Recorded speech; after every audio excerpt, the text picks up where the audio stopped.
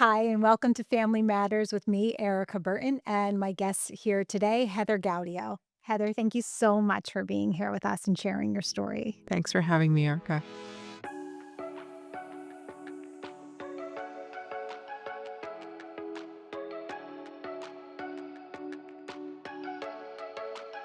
Today, I have our guest with us. It's Heather Gaudio. Heather was a previous client of mine, and she has been generous enough to come here today and be on the show. Hi, Heather. Thanks for being here. Hi, Erica. Thanks for having me. No one wants to get divorced, right? We don't get married with the idea that we're going to get divorced. We know it's an option, which is nice to know that you're not stuck for the rest of your life in a situation that could go differently. But, we all don't want to entertain that idea. Right. So I can speak for myself and I'll share. It just got to the point where I felt like I had done everything I could possibly do and there were no other options. I wasn't going to walk away from my marriage. It's not something to take lightly because you're breaking up a family. Can you tell me a little bit about what it was like for you and is it similar? Was it different? I think for me, it was very challenging. You were there for, Yes. for most of it. It was never my intention to divorce. That's not what I wanted. We had a separation, and during that time, I found a family therapist who also was a mediator. And prior to meeting you and prior to seeking any sort of legal counsel. And it was my hope that we could find reconciliation in meeting with her and in including the children. And it became very difficult to understand a way forward, like you mentioned. I think that was it became there are a number of things that became sticking points. It was hard to move away from a certain narrative. And in that process, we determined, my ex-husband, and I hate calling him that still, You could say the father of your children. the father of my children, and I decided that, well, he didn't. That's not even correct. That's not correct. He did not decide. To get divorced? He never really wanted to get No, divorced. it's usually one person. Uh, And I don't think that it's a lack of love that sometimes causes a divorce because you wouldn't work so hard to stay together. But that love changes and your needs change. And, y- for me, I felt like I wasn't modeling for my children a relationship that I would want them to have with their spouse. mm, And so I think that's a factor. And as moms, we parent first, right? yes. And that's a real thing. And yeah. And I also say when you're getting divorced, and I think I've probably said this to you, can only go as fast as the slowest moving car in front of you, right? Like you might want to go, but if you're in mediation or in collaborative Right. for anything that isn't on a timeline set by a court, you have to go at the similar pace as the slowest moving car. You can't push them forward. So the mediation portion was very helpful emotionally. But once there was an attorney that was brought in to, formulate custody and financial issues, and um, it wasn't necessarily the best pairing. That was when I started to interview attorneys and try to understand a little bit more about the law and how things work over time. Okay. And, you know, now that you're post divorce and you have some perspective on what life is like after, would you like to tell the audience what life was like before divorce? Life is very different.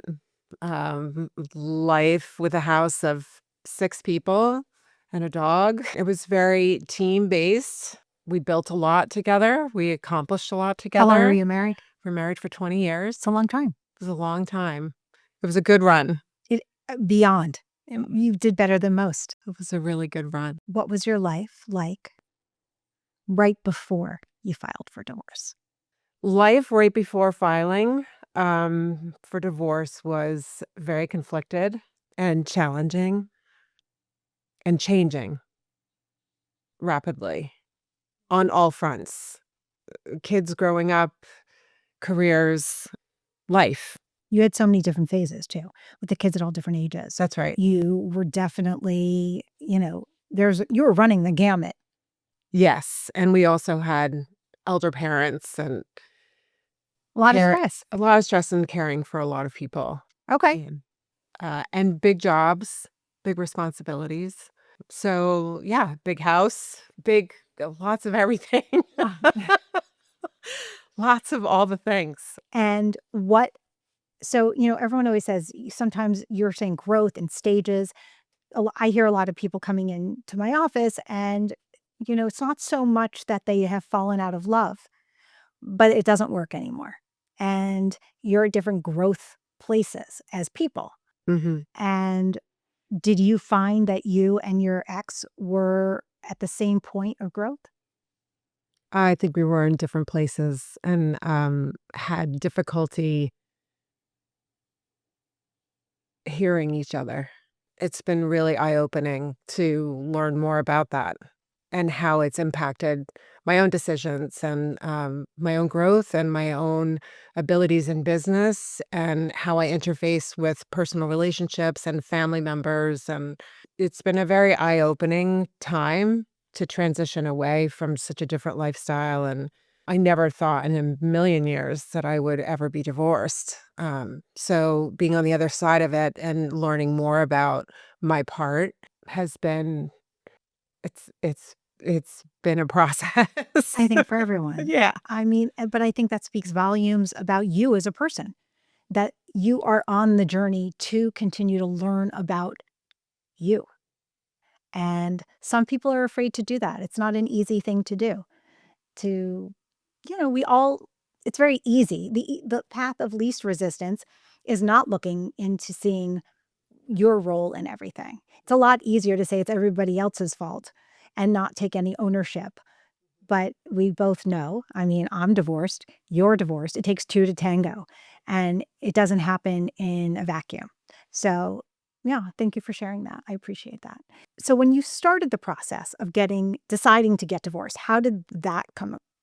Everyone has different things that are the impetus for what happens to take the next step. I wanted to make sure that I understood sort of the rules of play, because, again, it was never my intention, and every case is different, and I just wanted to be sure that I understood how everything worked, and I wasn't really getting those answers through mediation, and it was very emotionally charged. It was very challenging. What was helpful in meeting with you and finding you is that I felt that I was given a lot of the information, a lot of the knowledge about, the rule of law and how things work in our case in the state of Connecticut, and, what the basics were of, financial distribution, and there were no real challenges with custody. We share equal custody of our children, and, that's worked effectively. We both have our kids' best interests at heart, so I feel really fortunate about that. And the kids are great and they're thriving. But working with you was really essential in wrapping my head around budgeting and finances and what my life would look like post divorce.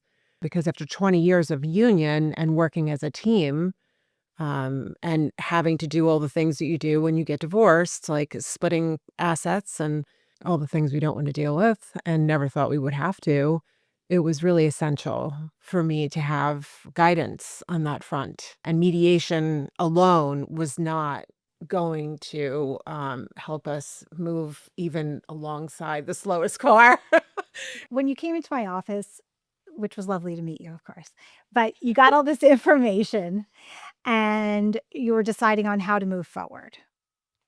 What were your thoughts at that point in time? So I had throughout the process an experience with mediation, We did, filing, right? And we did collaborative. and collaborative. And the collaborative was ultimately what I felt the most comfortable with. It's not necessarily what all people would have felt comfortable with, but it was the way I felt I needed to go for my family and for myself and for my business, which is a really big component. But part of that collaborative process was also, and correct me if I'm wrong, is that you are, again, still reliant on the other person's transparency. True. And as much as the attorneys can guide things and there's a financial neutral and a mental health professional, it can be difficult to stay within the process if the other person isn't going to follow, quote unquote, the rules of collaborative process. So, speaking of that, and you having a business at the time, how did having the business and all of that play into your decision with regards to collaborative on what to do moving forward? Well, I needed to consider after reviewing finances and understanding that I was going to be single, um, mom with 4 children, and knowing that I would have some support, but certainly not enough to live off of. I love my work. I would not want to give up my work. So I really had to bet on myself and understand that if I chose to compromise, which is a lot of collaborative. It's a lot of real divorce, too. I mean, either the judge is going to make you compromise or you're going to choose to compromise. Correct, and I really didn't wanna prolong things anymore once we reached that point. I really felt like it was detrimental to the well-being of the kids and everyone involved. Why? And I don't mean why to say it so pointed, like, so why? But what in specific did you find that the family as a whole, as a structure, and the kids were suffering with the most? I think the toll of, being in limbo. The unknown. Yeah. It's hard. The toll of indecision. And the children knew this was going on. So it They knew it wasn't was going on. I think that we were very, careful to protect them from we did not weaponize our kids. And if I could make any recommendation for anyone going through a divorce, that their kids be front of mind through the whole process. and I had somebody on here, a few episodes ago who is a parenting coordinator, and she made a very great distinction, which is being child-centered, not putting your children in the middle. Yeah. And that's really hard to keep at the forefront of your thoughts when you're in the process because 'cause you're so angry, Mhm. which I think is a natural part, or sad. There's so many emotions Yeah. in divorce that you're kind of dealing with simultaneously. Right. Fear, sadness, the grief of the divorce, of the marriage ending, anger for various reasons. I don't know about you, but I was angry that the person on the other side couldn't be the person I wanted them to be. Well, and I think grief played a really huge role for me because it is a complete transition. You're not just dividing your assets and, splitting up your family unit, even if it's only, back and forth or, holidays change and all of these different transitions are taking place, but it's a major life upheaval. So it's a loss. It's a truly significant loss Yeah. when you're making those decisions and changes and wanting the best for everyone in the long run. But while you're making those separations and decisions, it's challenging. Yeah, the unknown is hard. So you're going on your gut as to what's best, but you still don't know what that looks like. So, as far as, gut goes, I'll say that about a year in, and I'm sure you'll remember this, a year into, um, our separation, I had an opportunity to move and expand Yes. From New Canaan the to garage. gallery, and that was very difficult timing, but a space that was ideal for me to operate from became available. It wasn't something that was on the market. It just sort of came to me in my life. And it was not ideal timing. It was a pretty stressful time, but, I was able to get the approval. I was able to move forward with that, and it required, conversation. I mean, it required cooperation from all parties involved, and I'm grateful for that, because it made it possible for me to expand my work and the visibility of my company, and has ultimately allowed me a paycheck. which is important. It's really important. And, we all knew, when I say we, the team and the people around you knew that you would thrive. But as that person, it's hard to see that. We're, talking about the process and, for me, there was a catalyst, right? There was always something that pushed you over the line. And I always joke that it was the ravioli, but Right. it wasn't the ravioli. But that was just like something happened. I They said they were gonna eat the ravioli. It was gluten-free ravioli. They don't eat gluten-free. For me, that was a big deal. I know it seems like a small thing. We are obviously in It's therapy. not the thing. It's not the ravioli, It's is what not I always say. it's It's not a not the thing. ravioli, but you get to your tipping point. And I know you had a tipping point as well that, threw you into therapy and then divorce. But I think part of that was COVID, the build up to that catalyst, right? And what it was like, and how a lot of people and a lot of marriages and maybe even future relationships have now been formed with the idea of what life could be like with COVID again, or a COVID, or anything along those lines, Right. where you're going to be in very tight proximity to another person. I would like to talk about one other thing that is always, and I think for women sometimes more than men, although recently because of COVID and people working at home and being more home based, the marital home and how difficult that issue is. And I know that you struggled with that for a while, about the concept of what to do with a marital home. And that, I think, for you and most people, mind you, it's not just, you know, you, uh, but what to do about the marital home. And what were your thoughts on it? Because from what I remember, and I am glad, thank you for letting me share, that was a very important factor in your decision making. What would you tell other people going through the process when they have the same concerns and interests with regards to the marital home and the kids? So, the marital home was, a hot topic because we had many years of wonderful family memories there as a family unit, and I did feel as though it was very important to keep the house as long as possible. Ultimately, we did sell it, and in some regards, it was definitely the right thing to do because it created a sense of closure, and I think fairness. As much as I was unhappy Yes. to sell the house, and as much as I think it really saddened my kids, I think it was difficult for them, um, and sometimes still is. Um, it ultimately was part of it was part of the negotiations. It was part of what had to take place in order for things to be finalized. So there's a level of acceptance and compromise that I think has to happen in order for things to proceed. The other thing with holding on to a very large house as kids are aging and moving on with their lives and things are shifting in your own personal life, they're choices that have to mature adult choices that have to be made. And there are adjustments that have to be made based on that.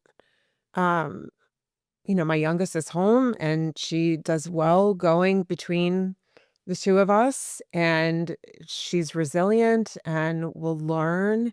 And it's not ideal. None of it's ideal.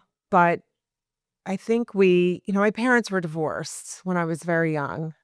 I Okay. never grew up with both of my parents living in the same house. And I learned an awful lot about responsibility and caring for myself and caring for our home and having chores and participation. And I think that those things are what make me a hardworking individual as an adult woman. I was going to say, you said ideal before, but what is ideal? Right. Every child, every person develops differently. And, would it have been ideal to stay in a home where you're not offering the same level of emotional stability that you are able to offer separately? That is the question. But it's ideal changes. What normal looks like changes over time. And I think in society, like with COVID, with divorce, I always say kids always respond really well because they're very rubbery. My kids would fall down when they were younger and pop right back up. I'm like, wow, imagine falling down now. You're like, oh my God, I can't move, right? Right. But they're just pop right back up. Right. And I think the younger the kids are, the more rubbery they can be and adjust to those situations. I think that's true. And I also think that it's good to be mindful of where they might be given the changes It's hard. from one developmental stage to another, just like you would if they were under the roof in the same circumstances that they left. Potentially a little more vulnerable, so I think it's important to keep an eye on those things, but yeah, we learn and we adapt. And I think the more and I've seen this throughout life of my own life. There were people I went to college with that had nothing that had gone wrong in their lives ever, right? Or at least it looked like that from my Right. perspective. And, my parents had a hard time financially growing up. Remember hearing them fighting. And, you're talking about responsibilities. I took a job at a young age. But if I didn't have those struggles at that point in time, I wouldn't have had the same coping skills as I did as an adult. Right. And so you're saying being sensitive to different needs, different things of different kids, and, you know, dealing with adversity at different ages of your life allow you to thrive and become an entrepreneur, start your own business, have the wherewithal to, hold yourself and put yourself out there. I mean, that's not easy either. And you were doing this kind of simultaneous to a divorce. That was a lot. It's a lot. It is a lot. Well, that's good. I mean, this is what life is, It right? was great, and I feel even though it was not you see some entrepreneurs, you see people, as you were saying, like, that appear to be in this sort of lockstep, they go from one point in life to another and have easy transitions, and everything just goes their way. And I've that's never been my story. Mine neither. But they don't no one else knows that. No, and I think that because of that, I have more empathy and more compassion and sometimes more drive. I really feel like um, have I have to prove myself to myself. Like, I know if I see something and I think I can do it, I'm more inclined, To do it. even if I'm scared, to do it anyway. Well, because you know you can. You have, and you will. Yeah. So now you're post-divorce. And I'm going to ask you a couple of things about that because I myself clearly am post divorce. And we have talked about this a little bit.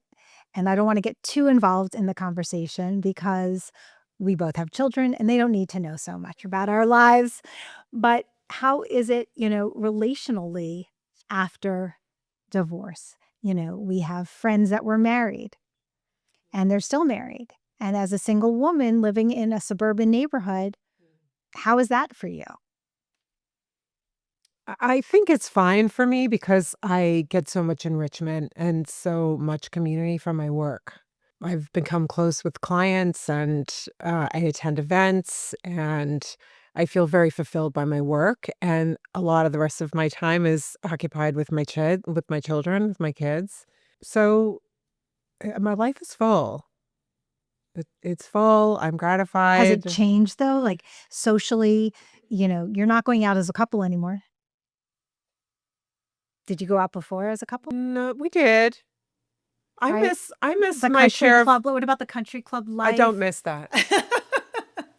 I don't miss that. No, not at all. No. No. I do miss the Allman Brothers, but they're gone anyway. Yeah, I was gonna say that's not happening. No, but the whole like the couple life, like being a partner, having a person to go do these events with. Yeah, I miss that Yeah, tremendously. I do. I'm a very affectionate person, and I loved going to see live music, and I love to travel. I you still travel. I travel an awful lot for work. Like, any chance I get, I'm traveling for work. So, and I have more autonomy to do that. I have more opportunities to really, focus on my work in a way that I wasn't able to for a long time because I was raising kids and, living a different lifestyle. So I'm appreciative of that time, but it's not great out there. No, it's not. But it's No, and my but it's expectations different, are high. as they should be, My expectations are very as they high. should be. And, I was fortunate to have, for many years, a loving spouse that I did a lot of fun things with. And it's not easy to replace that. It's not easy to I don't think you'll ever replace it. no. Every stage of your life is different, at least for me. I can't speak for others, but I think I'm like everybody else. I think like everybody else, I experience life the same way as everybody else. And what you're looking for at this stage of your life, right? It's in addition to what you're looking for now isn't the same thing you were looking for in your 20s or 30s. You're not looking to have children. You're looking to live your life, continue living your life, and bring somebody in who they have It's different fun. fun. They like to do things. That's me, at least. That's what I'm looking for. And also to better yourself, right? Challenge you in Right. different ways to continue to grow and grow with them so that we as individuals with your own autonomy can do so. Which is a tall order. You think? It's not impossible. I know. I believe it's not impossible. I don't think it's impossible. But I think what I'm looking for in that impossible, we can call it Mr. Impossible. My Mr. Impossible is different than your Mr. Impossible. Let's hope. It's the likelihood of finding two. Yet another podcast. Another podcast. That's a whole. We're gonna have like a bevy of women, here talking about their Mr. The Impossible. Erica and Heather show. Yeah. Yeah. I'm not really, I have to say, I don't, I've lost the illusion of looking for. I am not looking for. Okay. But just like the space you weren't looking for, Right. If found it's you. meant to be. It finds you. Yeah. With regards to the autonomy that you are able to have post-divorce, Mm. Mm. can you, go on about that? I mean, I can. But, for me, I say, and I don't say this in a mean way, but I didn't know who I was until I got divorced Hmm. because I was never just me. That's fair. I think that's fair. Do you feel the same? That you are more Heather than you were before? I feel like and I mentioned this earlier, I feel like I'm able to catch my blind spots. It's become, um, it's become possible for me to pause, which was something that I was not able to do Why? really my whole life because I was always taking care of other people. Always, from the time I was very young. And I still do. I was just going to say, I'm pretty sure you're still I in still that do position, just differently. care for other people, but I'm much better able to hear my own voice internally. And if it's unclear, I'm able to give myself permission and time to slow things down. And that my life was like a freight train Before. for years. It was one thing after another. And so having space and time, having a little wisdom now to give myself grace when I need it. Yeah. On that note, thank you so much for trusting me and being here today. Oh, thanks, Erica. Thanks for all your help. My pleasure. You know it's my pleasure. And thank you for tuning in to Family Matters with me, Erica Burton. And please subscribe for more. And we look forward to hearing from other guests in the future.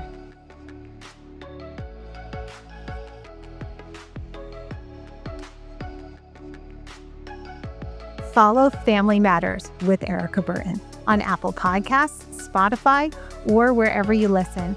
And join me for conversations that help you navigate this transition with clarity and compassion.